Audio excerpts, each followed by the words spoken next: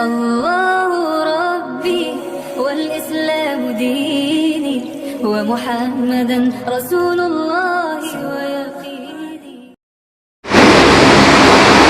بسم الله الرحمن الرحيم.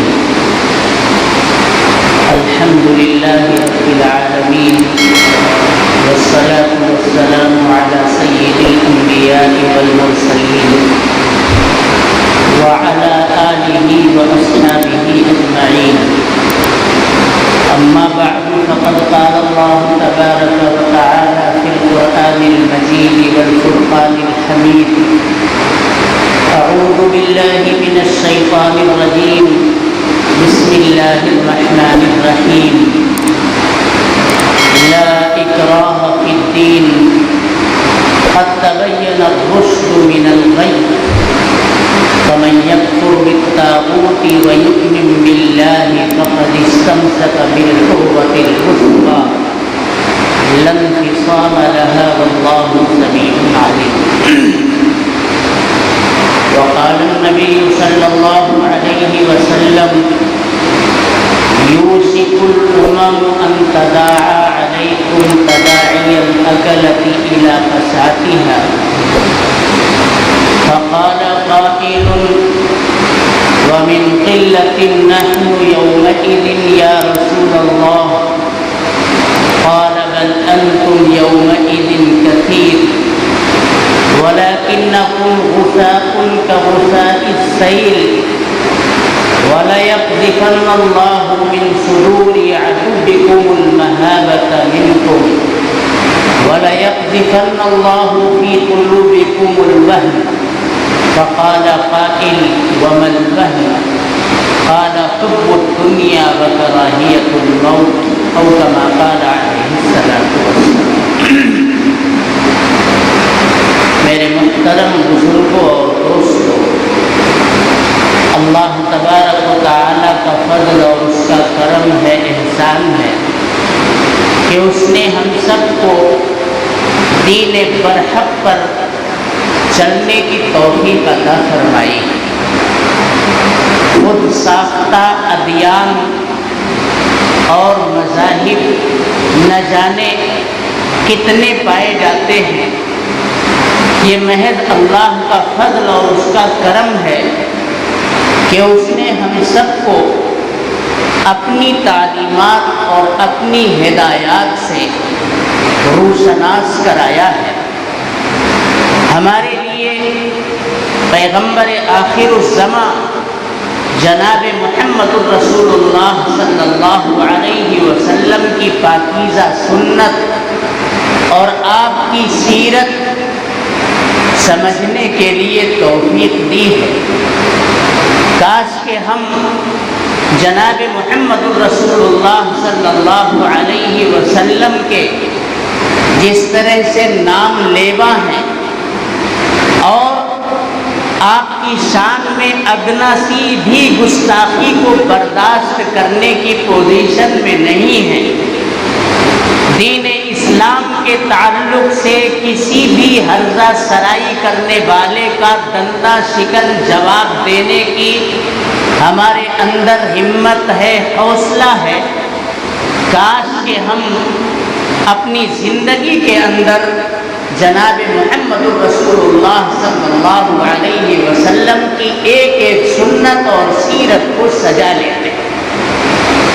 تو آج جو دن ہم کو دیکھنے پڑ رہے ہیں میرے دوستوں، ایمان اور مذہب اسلام کے اندر ایسی جاذبیت، ایسی کشش ہے، ایسی خوبصورتی ہے کہ کوئی آدمی ہم سے نفرت کیا، ہر وقت وہ ہماری زندگی کو دیکھ کر کے للچاتا رہتا ہے.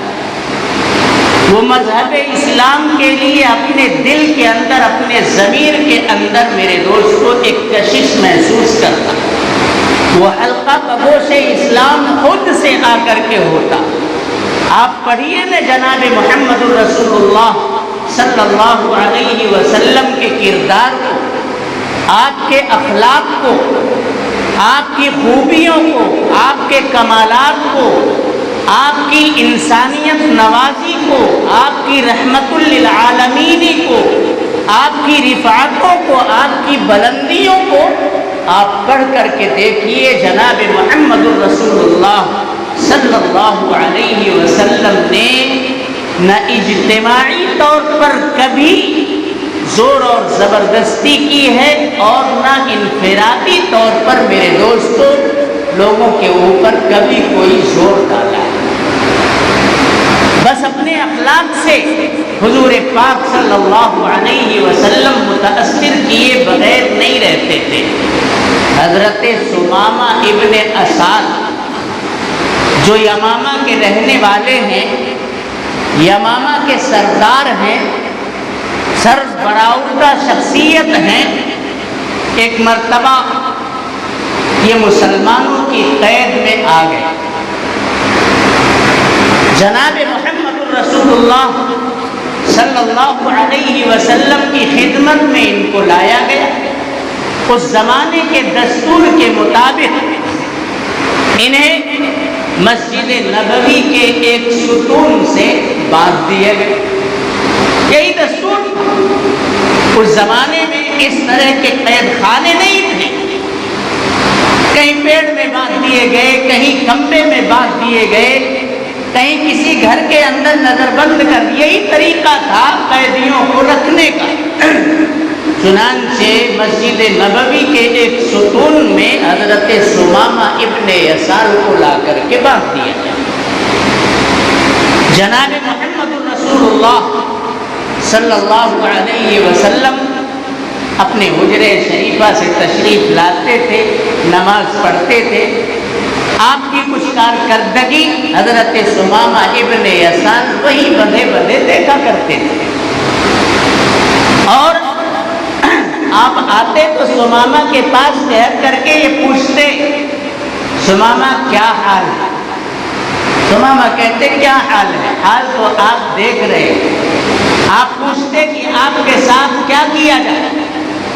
تو حضرت ثمامہ یہ کہتے تھے کہ اگر آپ میرے بارے میں قتل کا فیصلہ کریں تو آپ اپنے فیصلے میں حق بجانب ہوں گے اور ایک مستحق کے قتل ہی کو قتل کریں گے، آپ کے اوپر اس کا کوئی الزام نہیں ہونا چاہیے، بالکل آپ حق بجانب ہوں گے، اور اگر آپ رحم فرمائیں تو میں آپ کا شکر گزار رہوں گا، اور اگر آپ مال کے بدلے میں مجھ کو چھوڑنا چاہتے ہیں تو وہ بھی بتا دیجئے، میں اپنی رہائی کے لیے آپ کے قدموں میں مال کا انبار لا کر کے ڈال دیتا ہوں۔ جناب محمد الرسول اللہ صلی اللہ علیہ وسلم ان کی یہ بات سن کر کے واپس چلے گئے۔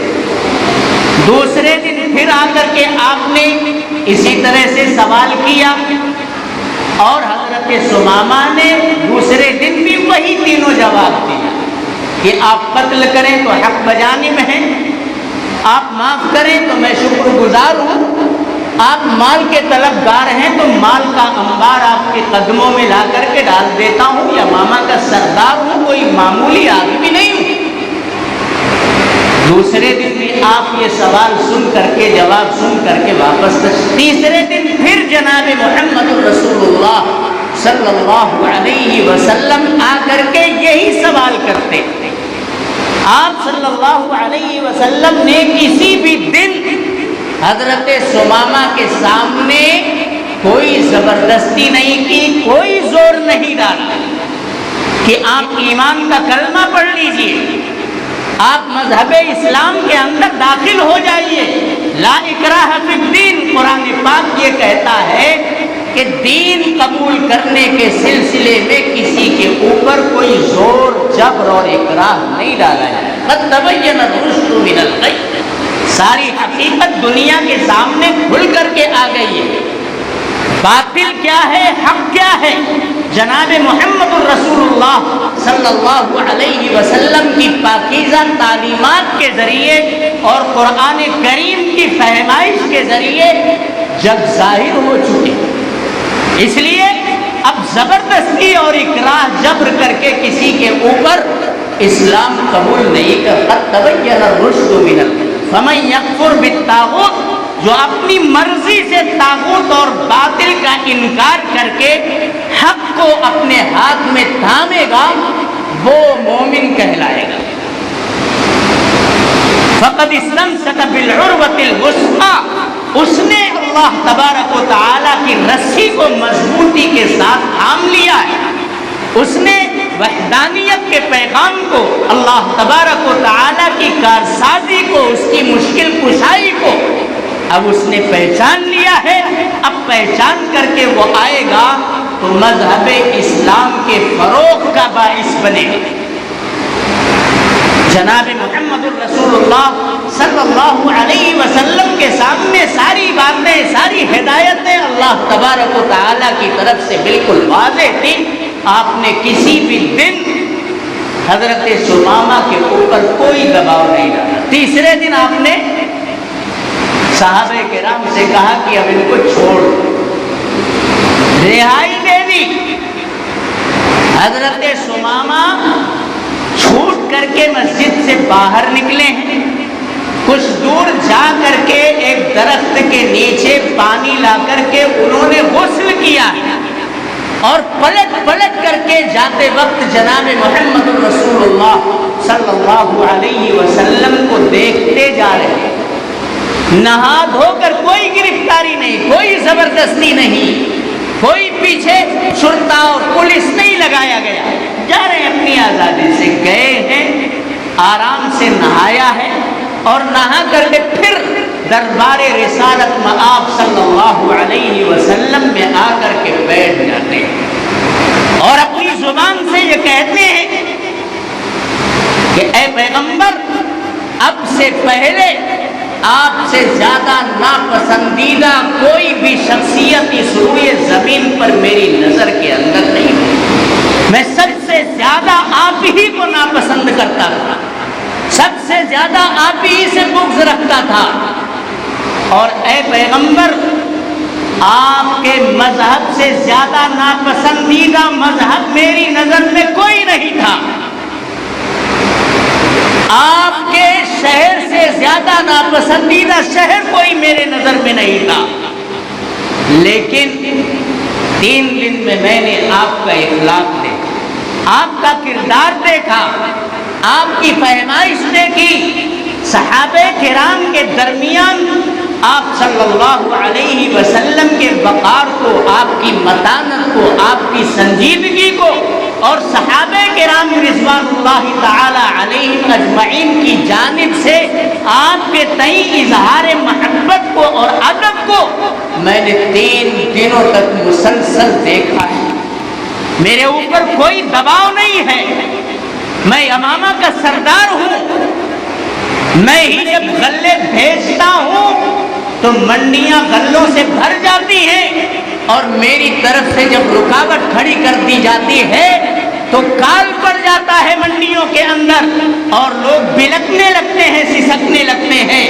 نرخ کو بڑھانا، نرخ کو گرانا، بھاؤ اونچا کرنا، بھاؤ نیچا کرنا، یہ سب میری مٹھی میں ہے۔ میں یمامہ کا سردار ہوں، جہاں اللہ تبارک و تعالیٰ کی طرف سے بے شمار قدرتی وسائل ہیں، اور غلوں کی پیداوار اتنی ہوتی ہے کہ پورا علاقہ نہال ہوتا ہے تو یمامہ کے غلوں سے نہال ہوتا ہے۔ میرے اوپر کسی قسم کا کوئی دباؤ نہیں ہے، میں نے آپ کے اخلاق کو دیکھا ہے، آپ کی پرکشش عبادتوں کو دیکھا ہے، آپ کے ذکر و اذکار کو دیکھا ہے، آپ کی پرکشش تلاوتوں کو دیکھا ہے، صحابہ کرام رضوان اللہ تعالی علیہم اجمعین کی زندگیوں کا میں نے 3 دنوں تک مشاہدہ کیا ہے۔ اب آپ سے زیادہ محبوب میری نظر میں کوئی نہیں، آپ کے مذہب سے زیادہ پسندیدہ میری نظر میں کوئی مذہب نہیں، اور شہر مدینہ کی خاک کو، اس کا سرما میں اپنی آنکھوں میں لگا لینا چاہتا ہوں۔ اس شہر سے زیادہ پسندیدہ میری نظر میں کوئی شہر نہیں ہے۔ آپ اپنا ہاتھ بڑھائیے، میں اشہد ان لا الہ الا اللہ و اشہد ان محمد عبدہ و رسولہ پڑھ کر کے حلقہ بگوش اسلام ہونے کے لیے بے چین ہوں، مضطرب اور بے قرار ہوں۔ چنانچہ فوراً جناب محمد رسول اللہ صلی اللہ علیہ وسلم کے دست حق پرست آپ نے اسلام کا کیا۔ میرے محترم بزرگوں اور دوستوں، جناب محمد رسول اللہ صلی اللہ علیہ وسلم کے اجتماعی زندگی کے معاملات بھی اٹھا کر کے دیکھیے، آپ نے کسی کے اوپر کبھی کوئی جبر اور اکراہ کیا ہی نہیں ہے۔ خود پروردگار منع کرتا ہے، فمن شاء فلیؤمن ومن شاء فلیکفر، جس کے جی میں آئے وہ ایمان قبول کرے اور جس کے جی میں آئے وہ انکار کرتا پھرے۔ جو ایمان لائے گا میری رضا کا پروانہ پائے گا، جنت اور میری نعمتیں اس کی منتظر ہیں، اس کا استقبال کریں گی۔ جو کفر کر کے آئے گا اس کے لیے میں نے سزا کا گھر تیار کر کے رکھا ہے۔ تو قرآنی آیات پڑھیے، جناب محمد رسول اللہ صلی اللہ علیہ وسلم کی احادیث اور آپ کے ارشادات پڑھیے، قل یا ایھا الکافرون پڑھیے۔ اللہ تبارک و تعالی نے کیا کہا ہے؟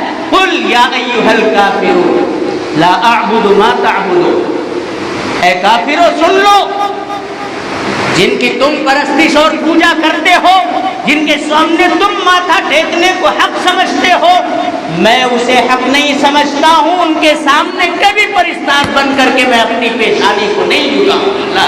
اعبد ما تعبدون ولا انتم عابدون ما اعبد، اور میں یہ بھی نہیں کہتا ہوں کہ زبردستی آؤ اور میرے معبود کے سامنے جھک جاؤ۔ تم بھی آزاد ہو اپنے مذہب پر عمل کرنے کے لیے، ہم بھی آزاد رہیں گے اپنے مذہب پر عمل کرنے کے لیے۔ نہ تم میرے اوپر زور زبردستی کرو اور نہ میں تمہارے اوپر زور اور زبردستی کروں گا۔ ولا انا عابد ما عبدتم، سن لو، جن کی پرستش تم کرتے ہو میں نہیں کروں گا، لیکن میں کسی کے اوپر اپنے معبود کی پرستش کے لیے زبردستی بھی نہیں کروں گا۔ ولا انتم عابدون ما اعبد لکم دینکم، تم بھی مگن رہو ہم بھی مگن ہیں۔ ہمیں اللہ تبارک و تعالیٰ کی طرف سے پیمائش ہو چکی ہے، اس کی تعلیمات آ چکی ہیں، حق بالکل واضح ہو چکا ہے، قطعی دلائل اور برہان کے ساتھ حقیقت ہمارے سامنے آ چکی ہے۔ علی وجہ البصیرت ہم ایک پروردگار کی پرستش اور پوجا کرتے رہیں گے اور سہولت کے ساتھ ہم پوری دنیا کے اندر اس کا پرچار بھی کرتے رہیں گے، لیکن ہم کسی کا گریبان پکڑ کر کے، کسی کے اوپر زور زبردستی کر کے ہم مذہب اسلام کے اندر اس کو اسلام کے چاہتا ہی نہیں۔ اللہ تبارک و تعالیٰ نے اس دنیا کو، اس کائنات کو آزمائش گاہ بنایا ہے، امتحان حال بنایا ہے۔ امتحان حال میں کیا ہوتا ہے؟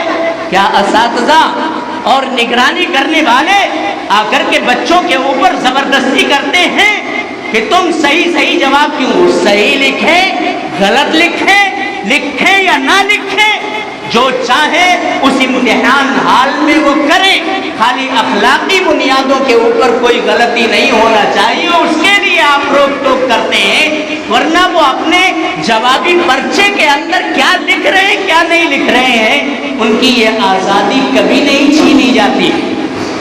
تو اللہ تبارک و تعالیٰ نے بھی اس دنیا کو آزمائش گاہ بنایا ہے۔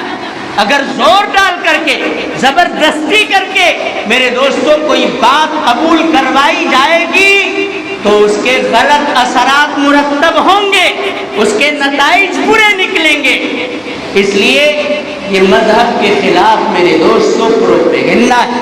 یہ مذہب یہ طاقت کے زور پر زبردستی کر کے پھیلایا جا رہا ہے، یہ ہمیشہ سے غلط پروپیگنڈا پھیلایا گیا۔ اللہ تبارک و تعالیٰ نے ہمیں کہا کہ ادفع باللتی ہی احسن جادلہم باللتی ہی احسن، ایسا طریقہ اپناؤ جس کے اندر خوبصورتی ہو، کشش ہو، اپنے اخلاق سے انہیں رام کرو، اپنے کردار سے ان کے دل کو جیتو، ڈنڈے کے زور پر نہیں، تلوار کے زور پر نہیں، لڑائی جھگڑے کی بنیادوں پر نہیں، بلکہ خوب اچھا طریقہ ان کے سامنے پیمائش کے لیے پیش کرو۔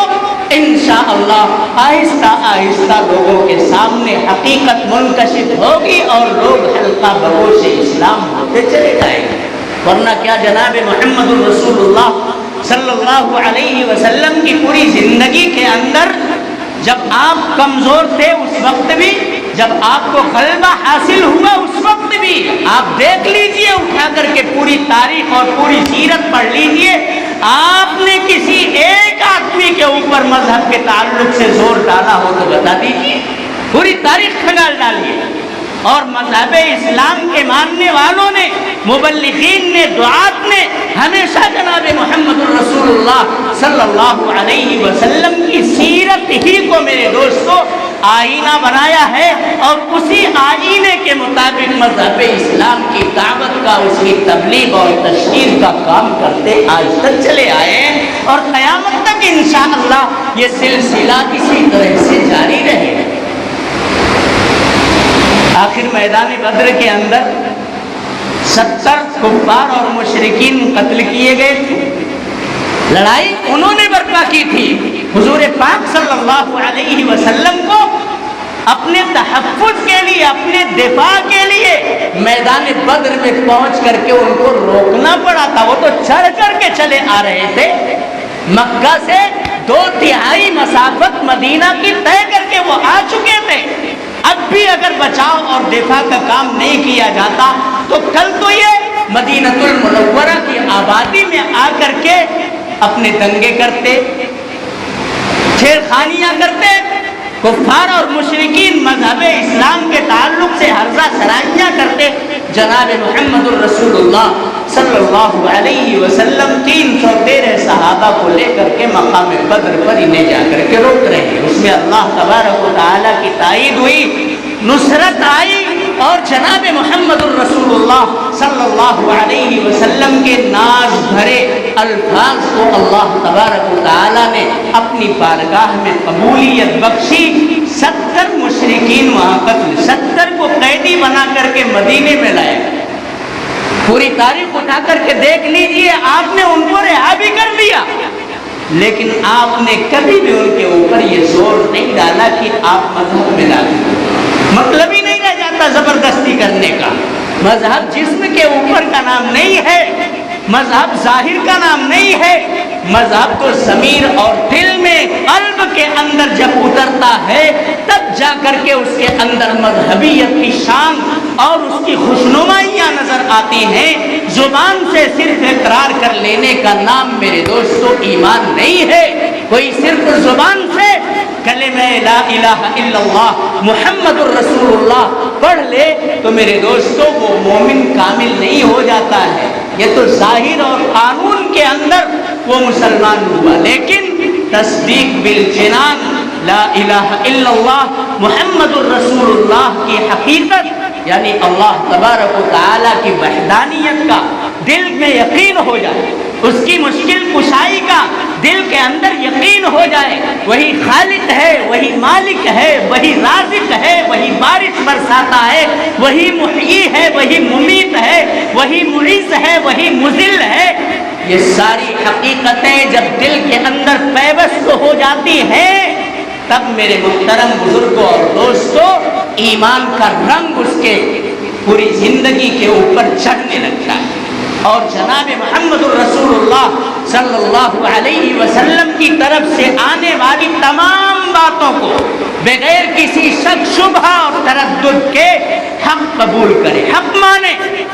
کل ما جاء به النبی صلی اللہ علیہ وسلم فهو حق، ہر وہ بات جو پیغمبر علیہ السلام کی جانب سے آ رہی ہے وہ سب کی سب حقیقت ہے۔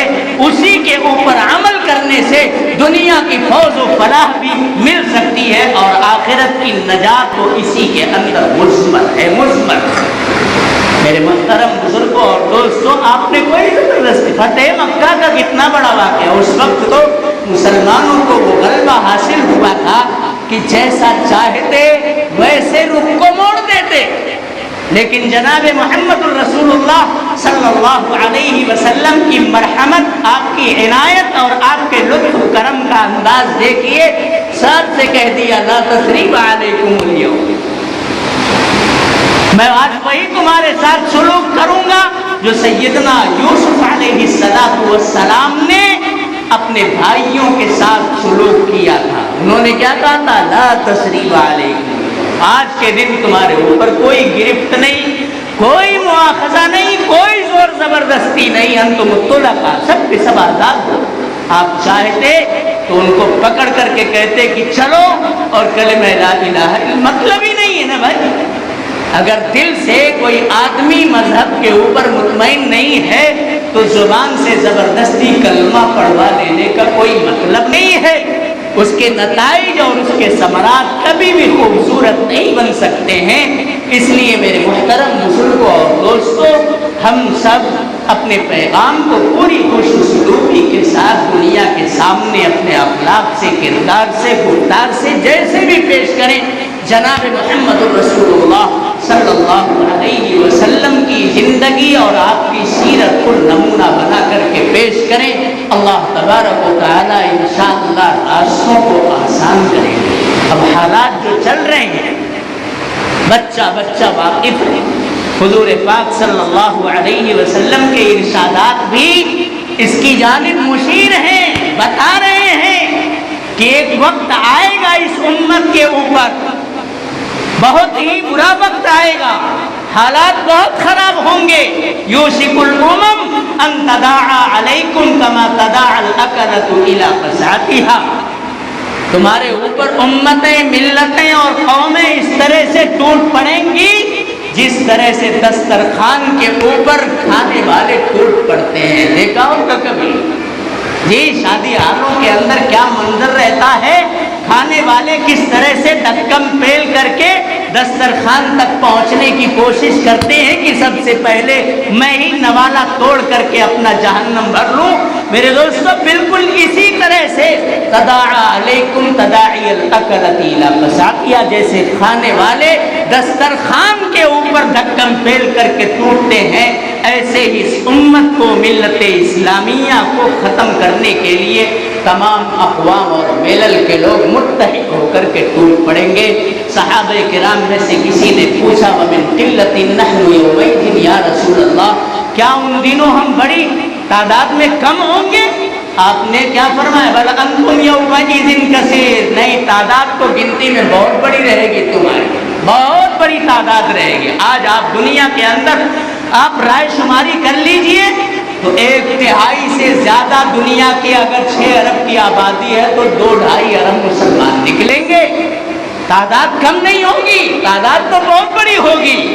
آپ جس وقت پردہ فرما رہے ہیں امت کی تعداد کم و بیش صرف 1,24,000 تھی، لیکن ان 1,24,000 نے اس مذہب کی پیمائش کے لیے اپنی پوری زندگیوں کو کھپا دیا، اپنا مال، دولت، جائیداد، سب کچھ میرے دوستو، اپنی تمام تر صلاحیتیں، توانائیاں، سب کچھ مذہب کے لیے نچھاور کر دیا. تو وہ معمولی تھے لیکن غیر معمولی بن کر کے اس دنیا کے اندر ابھرے تھے. آج ہم غیر معمولی تعداد کے اندر موجود ہیں لیکن ہم اتنے معمولی ہیں کہ خس و خاشاک کی طرح سے میرے دوستو سمجھے جاتے ہیں. حضور نے فرمایا تمہاری تعداد بہت زیادہ ہوگی، پھر کیا ہوگا؟ وَلَيَقْذِفَنَّ اللَّهُ مِن صُدُورِ عَدُوِّكُمُ الْمَهَابَةَ مِنكُمْ، تمہارے اندر جو اللہ تبارک و تعالی نے ایمان کی بنیاد پر اور مذہب کی بنیاد پر رعب اور ہیبت رکھا تھا، اس میں چونکہ ایمان کمزور ہوگا اس لیے تمہاری ہیبت اور تمہارا دبدبہ بہت ہی خسخسا ہو جائے، کمزور ہو جائے گا. تمہارے دشمنوں کے دلوں میں جو تمہاری ہیبت تھی وہ باقی نہیں رہے گی، وہ ایک دم سے نکل جائے گی. تمہارے نوجوان بالکل آوارہ گردی کرتے ہوئے نظر آئیں گے، چوک چوراہوں پر تمہاری ملت صرف تماشا کرتی ہوئی نظر آئے گی، کہیں سے بھی دین ان کی زندگیوں میں جھلکتا ہوا نظر نہیں آئے گا. اذان کی آواز گونجے گی، مسجد میں نہیں فلم کے سنیما ہالوں کے اندر لوگ جائیں گے. یہ صورتحال ملت کے نوجوانوں کی بن جائے گی تو تمہارا رعب، تمہاری ہیبت دشمنوں کے دل میں بھلا باقی رہ سکتی ہے؟ کچھ نہیں باقی رہ جائے گا. وَلَيَقْذِفَنَّ اللَّهُ مِن صُدُورِ عَدُوِّكُمُ الْمَهَابَةَ مِنكُمْ وَلَيَقْذِفَنَّ اللَّهُ فِي قُلُوبِكُمُ الْوَهْنَ، اور تمہارے دلوں کے اندر اللہ تبارک و تعالی وہن کو بھر دے گا. वहन आ जाएगा। पूछा गया वहन क्या होता है? आपने फरमाया हुब्बुद दुनिया व कराहियतुल मौत। 60 साल के हो गए, 70 साल के हो गए, बिल्कुल मौत का हंगामा सामने नजर आ रहा है, लेकिन बस दुनिया की हिर्स और मोहब्बत है कि अल्लाह तबारक व तआला का नाम लेना, जनाब मुहम्मद रसूलुल्लाह सल्लल्लाहु अलैहि वसल्लम की मदह सनाई करना, आपकी तालीमात के ऊपर अमल करना, कभी इसका वहम और गुमान भी तसव्वुरात और ख्यालात के अंदर पैदा नहीं होगा। ये सूरत हाल बन जाएगी तो फिर दुनिया के अंदर जैसे और है वैसे तुम हो। फिर जो असबाब और वसाइल में आगे रहेगा वो फातेह बनेगा, और जिसके पास असबाब वसाइल कम होंगे वो मफ्तूह बनेगा। फिर तुम्हारे लिए कोई ताईद और नुसरत नाजिल नहीं होगी, जैसे 313 लोगों के लिए उनके ईमान और उनके मजहब पर अमल पैरा होने की वजह से नुसरतें आती थी, उससे तुम महरूम हो जाओ। अल्लाह तबारक व तआला हम सबको बिलखुसूस हमारी उस मिल्लत के नौजवानों को जो बिल्कुल चौक चौराहों पर, बाजारों में, मार्केटों में, हर जगह मेरे दोस्तों हमारा नुमाइंदा बनकर के काम करता है, काश उसके अंदर मजहब की नुमाइंदगी का जज्बा पैदा हो जाए और मिल्लत के तई उसके अंदर हमदर्दी और हमीयत का जज्बा पैदा हो जाए, तो काम मेरे मुहतरम बुजुर्गों और दोस्तों बहुत आसान हो जाएगा। अल्लाह ताला हम सबको ईमान कामिल की दौलत से माला माल फरमाए और मजहब पर पूरी पुख्तगी और इस्तेहकाम के साथ अमल करने की तौफीक अता फरमाए। व आखिर दावाना अनिल हम्दुलिल्लाह।